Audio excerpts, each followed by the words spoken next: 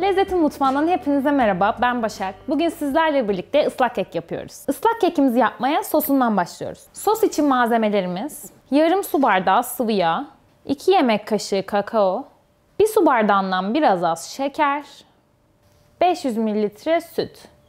Bütün malzemeyi tencerenin içine alıyoruz, karıştırıyoruz ve ocağa alıyoruz.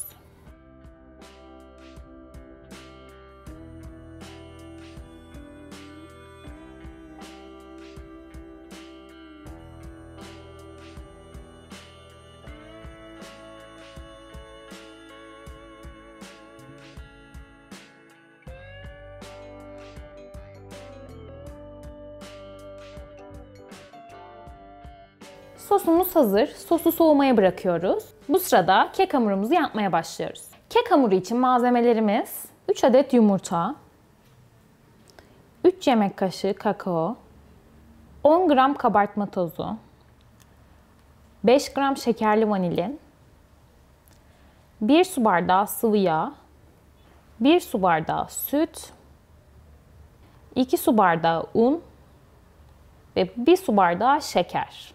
Mikserimize 3 yumurta ve şekeri alıp kabarana kadar çırpıyoruz.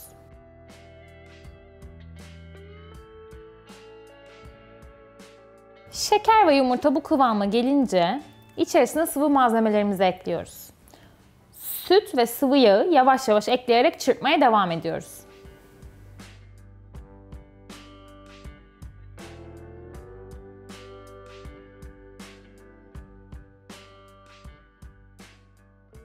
Unun içerisine kakao, vanilin ve kabartma tozunu ekleyip harmanlıyoruz. Ardından yavaş yavaş karışımın içine ekliyoruz.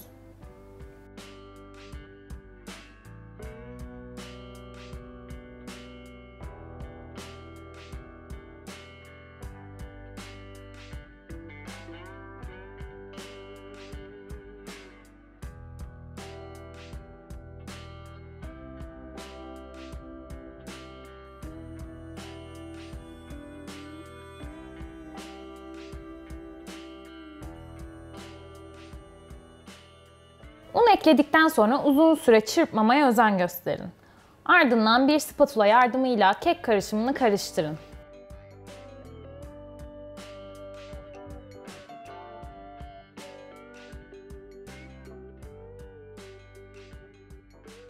Fırına atacağınız kabı yağlayın ve harcı içine koyarak 180 derece önceden ısıtılmış fırında 30-35 dakika pişirin.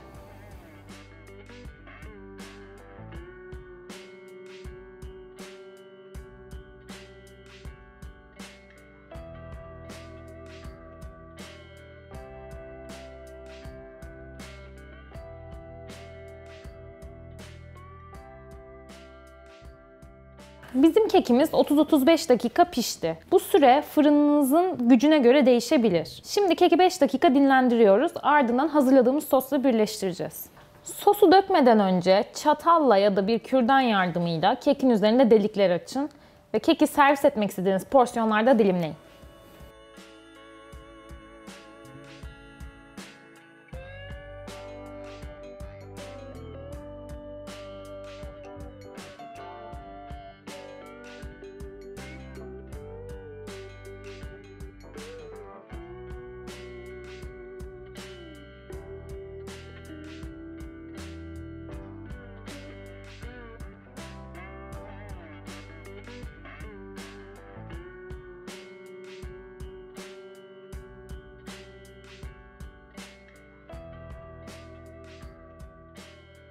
Sosunu döktükten sonra mümkünse bir gece buzdolabında bekletin ya da birkaç saat dinlendirdikten sonra üzerine Hindistan cevizi dökerek servis edebilirsiniz. Hepinize afiyet olsun.